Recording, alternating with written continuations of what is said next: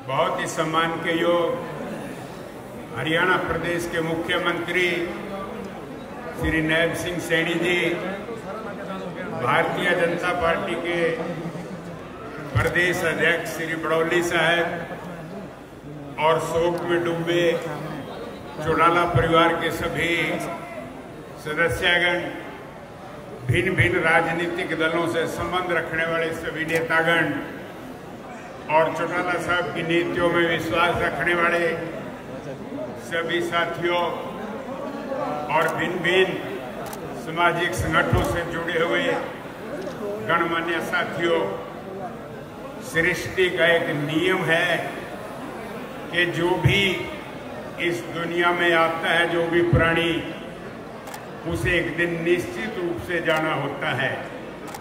चाहे कोई मनुष्य आत्मा है, चाहे कोई अन्य प्राणी है, तो जाने के बाद वो अपनी यादें छोड़ जाता है। उन यादों को याद करके अच्छाई और बुराई का चर्चा किया जाता है।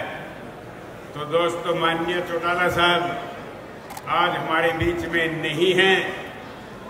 आज जनता जनार्दन हरियाणा प्रदेश की सभी नेतागण उनके अनुभव के पल याद कर रहे हैं। मेरा चौटाला साहब के साथ बड़ा लंबा जुड़ाव रहा है।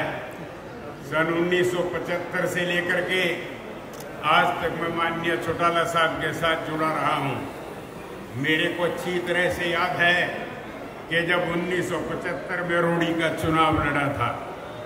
मेरे को अच्छी तरह से याद है कि जब माननीय चौटाला साहब 1982 में सत्ता छीनने के बाद चौधरी देवीलाल जी से सत्ता छीन ली गई थी कि निमंत्रण चौधरी देवीलाल जी को दिया था मुख्यमंत्री बनने का।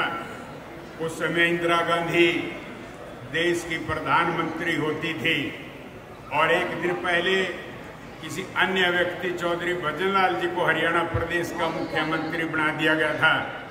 मेरे वो पल अच्छी तरह से याद हैं कि 82 से 87 तक माननीय चौटाला साहब ने किस तरह से प्रदेश के अंदर घूम घूम करके 1987 के अंदर चौधरी देवीलाल जी को मुख्यमंत्री के पद पे स्थापित करने का काम किया था।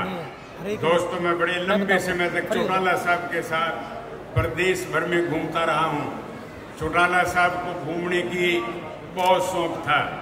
मैं चौटाला साहब के साथ विदेशों में भी 80 से ज्यादा मुल्कों में घूमा हूं। चौटाला साहब लगभग 125 देशों में घूमे हैं। और दोस्तों, मेरे को अच्छी तरह से याद है, पूरे 50 साल से देख रहा हूं कि किस तरह से लोग इस परिवार के नजदीक आते हैं और किस तरह से दूर जाते हैं। मेरे को इन सभी बातों का अच्छी तरह से अनुभव है। मैं अपनी बात को ज्यादा न बढ़ाते हुए आपको बताना चाहूंगा कि जब INLD पार्टी बनाई तो मैं उस पार्टी को बनाने वाला पहला व्यक्ति था जिसके हस्ताक्षर उसके ऊपर है, शेर सिंह बड़श्यामी के नाम से। और आज तक मैं उसी पार्टी से निरंतर जुड़ा हुआ हूं। एक दिन के लिए भी मैंने गिरदावरी नहीं टूटने दी है। एक संकट की घड़ी आपको याद दिलाना चाहता हूं कि एक बार पार्टी बहुत बड़े संकट से गुजर रही थी। तरह तरह की उठापटक चल रही थी। कई मंत्री छोड़ करके जा रहे थे, कई आ रहे थे। तो चौटाला साहब मेरे पास बैठे, हम हंसी मजाक की बात कर रहे थे। चौटाला साहब बोले कि शेर सिंह, तेरा क्या इरादा है? तेरा तो कहीं इधर उधर जाने का इरादा नहीं है। मैंने चौटाला साहब को कहा था कि जब तक चौटाला साहब आप जीवित हैं मैं आपके साथ रहूंगा। अब चौटाला साहब इस दुनिया में नहीं रहे, मेरी कही बात भी एक तरह से पूरी हुई है। और दोस्तों, INLD के साथ जुड़ के निरंतर मेहनत की है। आज चौटाला साहब हमें छोड़ करके चले गए हैं। INLD के अंदर एक बहुत बड़ी हम कमी महसूस कर रहे हैं, एक रिक्त स्थान महसूस कर रहे हैं। अब मैं भाई अभय सिंह चौटाला जी से प्रार्थना करूंगा कि चौटाला साहब अब नहीं रहे हैं। चौटाला साहब एक बहुत बड़ी विरासत छोड़ करके गए हैं।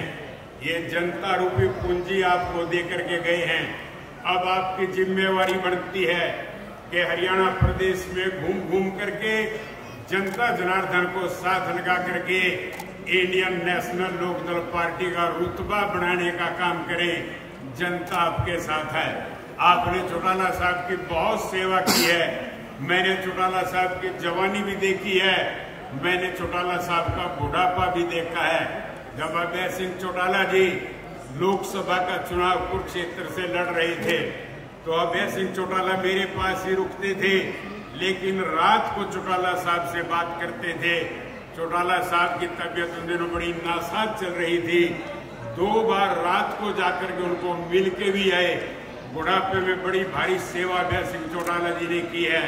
तो अभय सिंह जी, मैं आपसे यही अनुरोध करूंगा कि आप हरियाणा की जनता को संभालें। हरियाणा की जनता का आशीर्वाद आपके साथ है, इस देश के नेताओं का आशीर्वाद आपके साथ है। चौटाला साहब ने आपको विरासत में जुझारूपण दिया है। आप अपने जुझारूपण को आगे बढ़ाते हुए हरियाणा की जनता को दिशा देने का काम करें। और मैं ज्यादा लंबा न कहते हुए आप